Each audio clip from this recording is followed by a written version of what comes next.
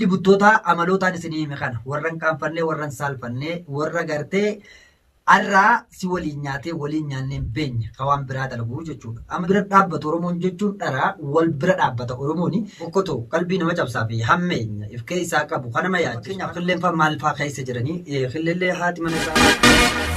Assalamu alaikum warahmatullahi wabarakatuh. Jirtu daawwattoota hordoftoota keenya shama akkam jirtu bakkuma jirtanii nageenya rabbii guddaa isin bira haa jiraatu isiniin jecha har'aas deebinee jira. Egaa maaliin deebitan jechuun keessan hin oolu. Wanni deebineen guddoon tokko wanta keessa turre haalota sadarkaa keessa turre sanillee hanga tokko ofirraa tartiiba galchinee jira jechuu barbaadetti inshaallah khayriidha. Har'aas wanni dhufee fi inshaallah tokko haaluma jiruu fi jireenya hawaasummaa isa keessa jiru. Sadarkaa waliin keessa turre ka gammachuu jechuudha tokko ofirraa xumurree jirra. Veeruusaa fi arafeellee egaa inshaallah veeruusaanis nu fayyite arafee biratti galcheetiin jira mana isaanii jechuudha manallee fidee bira. Isa itti aanu immoo haalli keessa jiru haala xixiqqaa jiru hunduma kan isin beeytanii gama gamaa jechuudha. Dhagaa hin taane walitti daddarbatuu fi akka malee wal abaaruu waan garaagaraa kanaatu as keessa jira.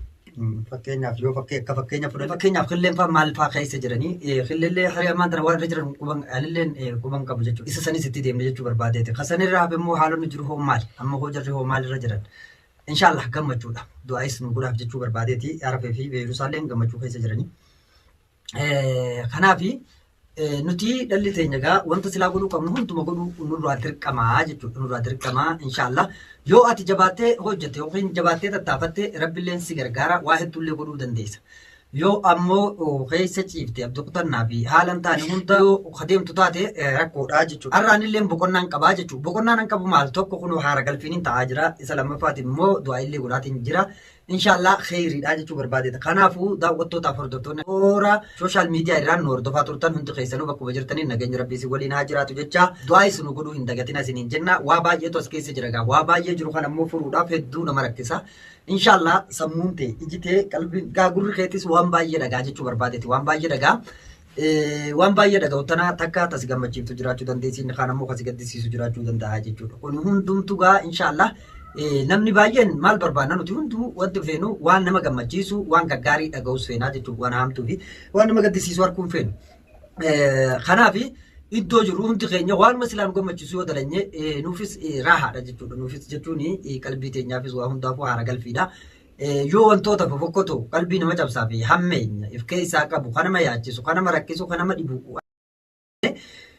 Nu hundi ni dhibamna jechuu bakka jiru. Isa dhibamu san caalaa nuutu dhibamaa jechuu barbaadeeti. Kanaafuu bakkuma jirru waan dandeenyutti waan gaggaarii fi gartee nama gammachiisu hojjechuutu nuuf bu'aa qabeessaa jechuu barbaada. Kanaafi har'a gammachuu qaba. Gammachuun qaba yeroo hunduu gammachuun ta'u guutuullee ta'uu baatu. Gammachuu guutuu qabaachuu hin dandeenyu. Akkamitti waa hedduutu jira. Kan nama dhibu waa hedduu keessa deemaatis jira waan ta'eef tokko taateewwan nurra teessan firraa karaa wanni itti goolabatti oofnee gartee arafee fi beeksisaallee walitti galchuu mana isaaniitti deebisuu manallee of bira ilaalee asitti fiduudhaaf tokko gammachuutu natti dhagaamaa jechuu barbaadeeti. Isa kaan ammoo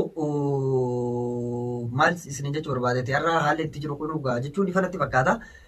Kanaaf baga Oromoo irraa dhalanne haalli silaa akka keenyatti keessa jiru haalotuma laallee agarru kana gaa waan baay'eetu jira silaa waan irra baay'een kanuun hin malle kanulleen hin feene kanulleen dhaga'uun barbaada akka Oromootti silaa dhala teenya tanaan hin malle hedduu kan dhageenyu kunilleen maaliif gaarii nuuf hin ta'u jechuudha maaliif hokkataadha waan ta'eef inni kunis nama dhiba nama rakkaa nama yaachisaa jechuudha. Kanaaf bakkuma jirru waan gaggaarii hojjechuu waan silaa fardii namaaf agartee mijiitu hojjechuutu nurraa barbaachisa jechuu barbaadeeti inshaallah takka obbaafanne. Amma maaltu hafe? Killee saffaadhaatu hafe jechuudha. Killee saffaan maalirra jiran maal keessa jiran?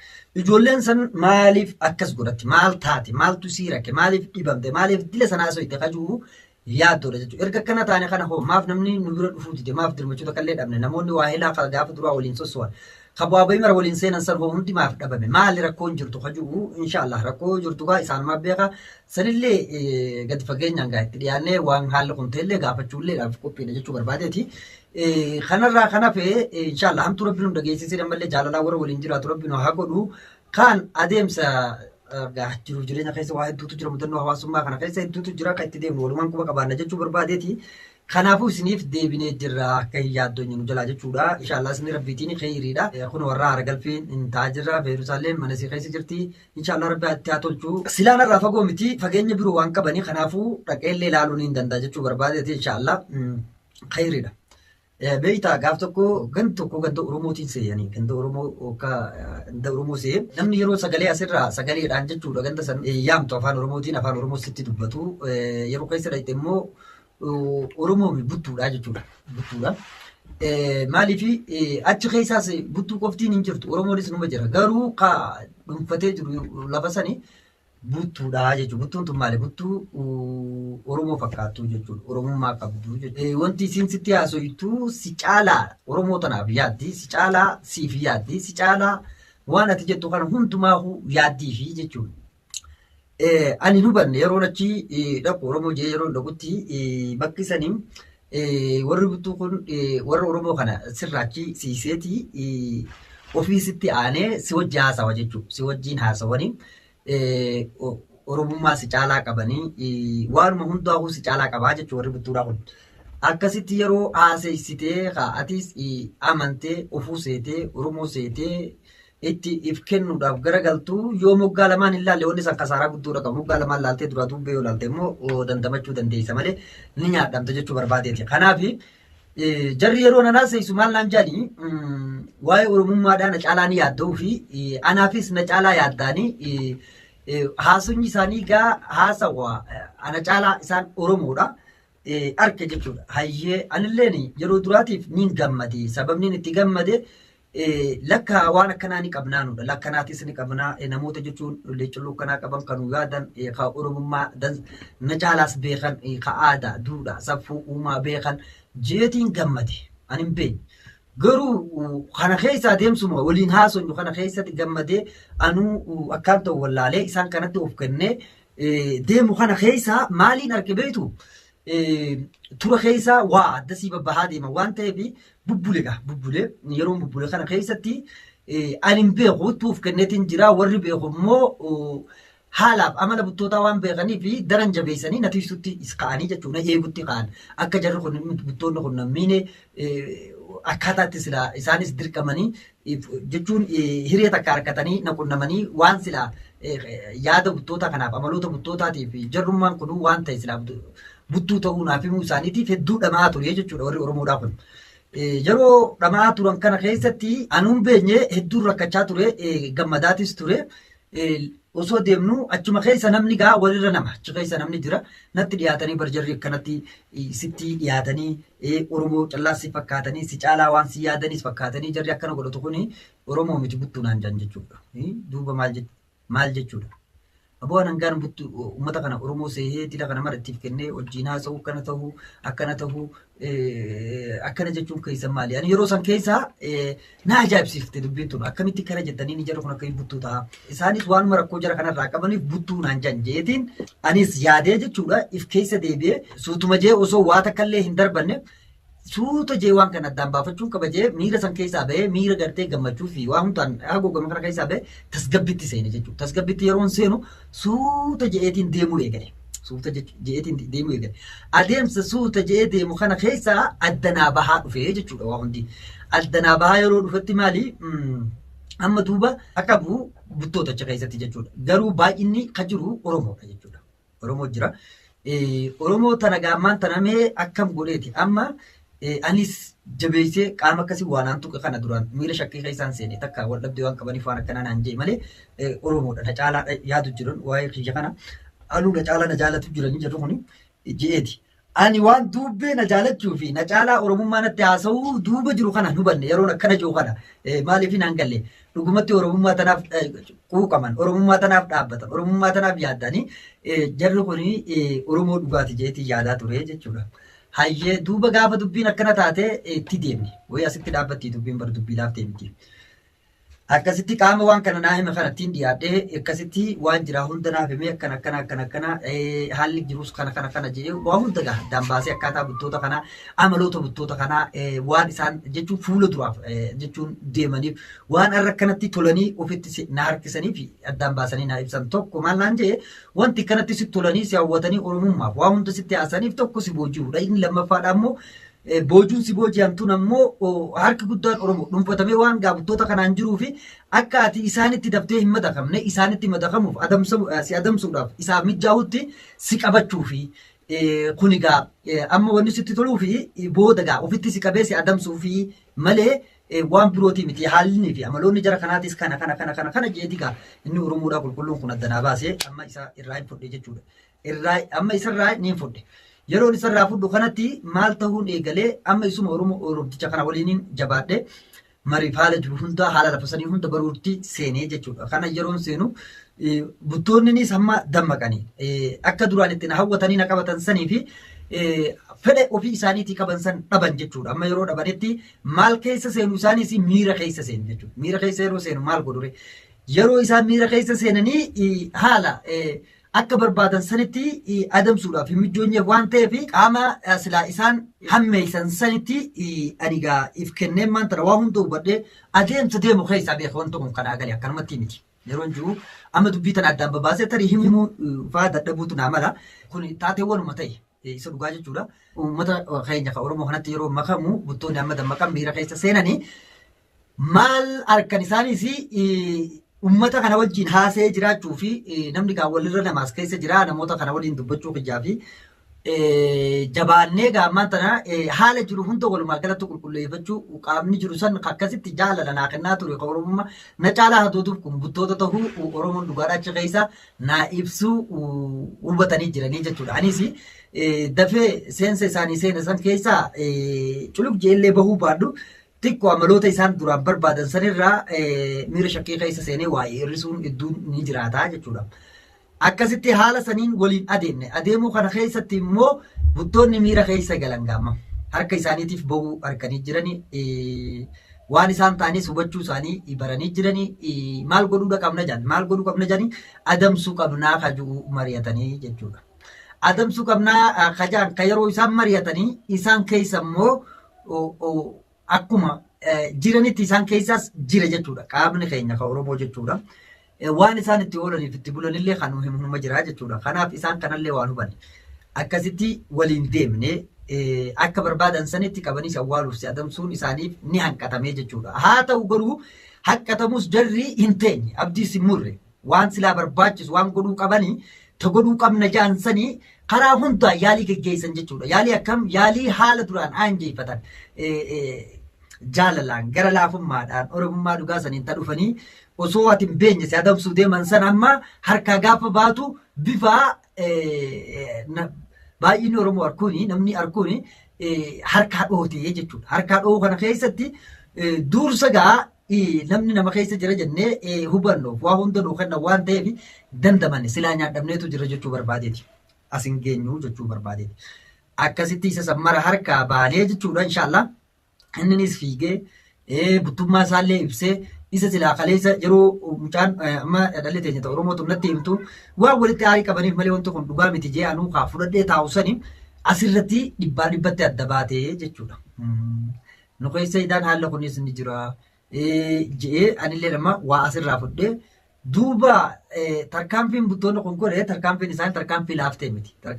Tarkaanfii gurguddoo hamma danda'anitti godhan jechuudha. Hamma danda'anitti godhan kana keessaa amaloota jarri duruu waliin madaqatee waan jiruufi waan walii keessa caafamanii jiruufi tooftaalee buttootaatis Oromoonni keessa jiran baay'ee waan beekaniifi hundumaahuu amaloota isaanii ilchitii isaanii akkaataa isaan itti sosso'an akkaataa isaan waa adamsuu yeroo barbaadan itti adamsan Oromoonni keessa jiran waan beekaniifi inni humnaan tarkaanfii barbaadu yoo fudhatillee milkaa'uuf hin dandeenye jechuudha. Maaliif nus dafneetii dhalateenya gaa wal keessa jiranii qabanii karaarra nu kaa'an isaan waliin sossoone waan ta'eef isa san keessaa dandamannee baanee jechuudha. Kanaaf maal jechuun barbaade si fakkaatanii si nyaachuudhaaf warroonni sitti aggaamaman baay'eetu jira jechuudha. Gadoodanii isiif bu'anii akka si caalaa mararfannaa hawwii jaalala waa hedduu qabanitti si dhiyaatu namoota baay'eetu jira jechuudha. Kanaafuu immoo kana keessaa waan kana addaan baafachuuf immoo miira keessa seentee jira waa hundi hin ta'u. Waan addaan baafachuu fi duraa dubbee keessa sirriitti ilaalaa deemuu fi gamaa gamana maaliif bitaa fi mirga keetillee ilaaltee tasgabbiidhaan yoo sossootee haala kamuu irratti wanta dhufe hunda keessummeessitee keessaa milkaa'inaan bahuu dandeessa jechuu barbaadeeti. Kanaafuu haalonni yeroo san nu mudate san haala san ture. Akkasitti buttoota illee hin milkoonye buttoonni buttummaa isaatiin ammoo ragga'e isa duraan warra keessa jiru akkaa fi akka dhabee waliin rakkachaa ture amma sagaleen Oromoo baate jechuudha. Sagaleen Oromootis baate buttummaan isaaniitis dhugaatis raggaasifatanii namni duraan caljeetu waliin taa'aa ture inni Oromootis gaa haalli dhibeeti amma namoonni dubbate inni solii gaddeeme tarkaanfii fudhate milkaa'ina ni dhabe inni ofitti deebi'ee tooftaa isaa uummachuu fi Oromoonnis akkasitti dammaqee wal tahee wal qabatee jechuudha. Buttichaas buttuu ta'uu isaa beekee ka beekee duraan dhoofatellee irra buttuu ta'uu himee si galee akkasitti lubbuu teenyallee baasanii ammaan tana Oromummaadhaan wal qabatanii warri deemutti jiru ganda san keessaa baay'eetu jira jechuu barbaadeeti. Kanaaf nu keessa waa hedduutu jira wanti nuti hin beenye wanti nuti ofirraa hin beenye kan fakkaatee nuuf seenu kan nu fakkaatee nu nyaatu kan nu fakkaatee nu miidhu kan nu fakkaatee mararfannaan isaaniitiif hawwii waa hundi isaanii nu caalaa haa qabu jechuu barbaadeeti. Kanaaf warroota akkanaallee rabbi nurraa eegu jecha nullee gartee warra jabaatee hubannoo gartee miira keessa osoo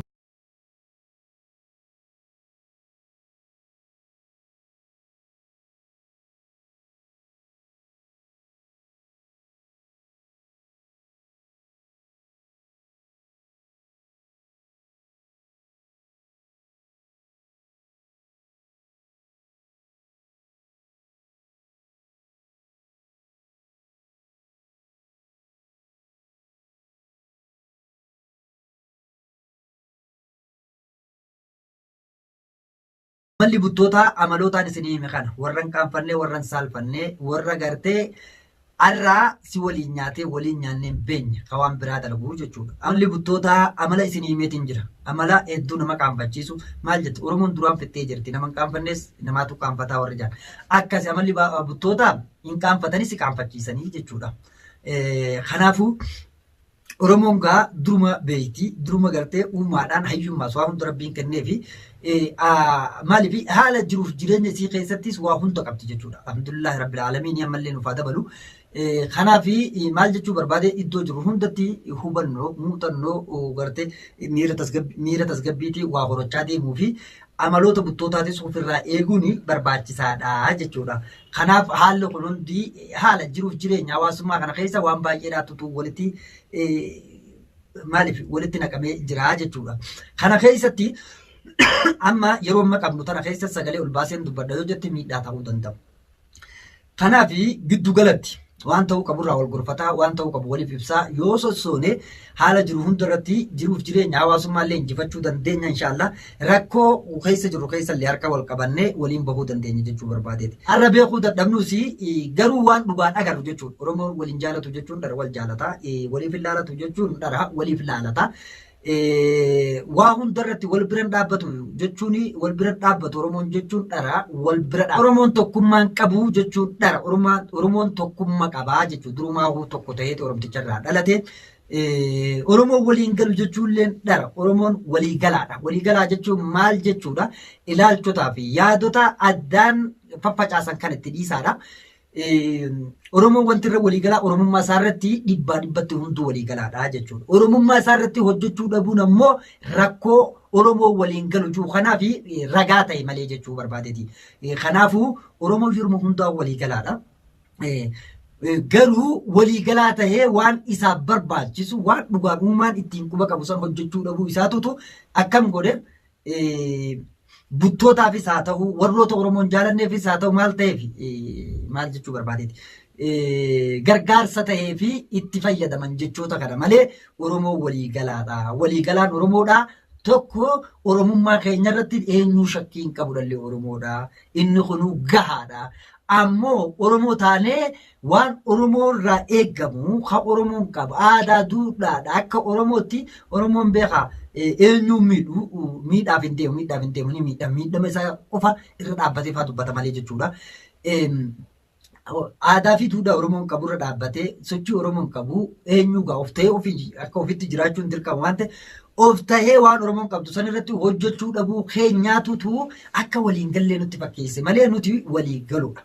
Walii galu Oromoo ta'uun keenyatu shakkiin qabnu jechuu barbaadeeti inshallah warra of shakkuu miti ofitti ta'ee of amanee waa hunda irratti hojjetu rabbi nu haa godhu warra waa hunda keessatti buttootaafis karaa babbanu rabbi nu godhini waan keenya irratti immoo abbaa ta'ee hojjetus rabbi nu haa taasisu kanaafuu waa hedduutu jireenya hawaasummaa keessallee jira waan baay'eetu jira ta'a garra jechuudha. Amma tana tokko mataan irraa isinii tuqu yaani kana malee baay'ee wantaan ta'e hedduutu jira haa garuu wantoota kana hunda arrumatti kaasee isinii ibsuudhaaf natti ulfaata amma hoo isa sanitti dhisi isa dabree jira namni waan dabree irraa haasa'u fuulduraaf waa hojjechuun deemu jechuudha.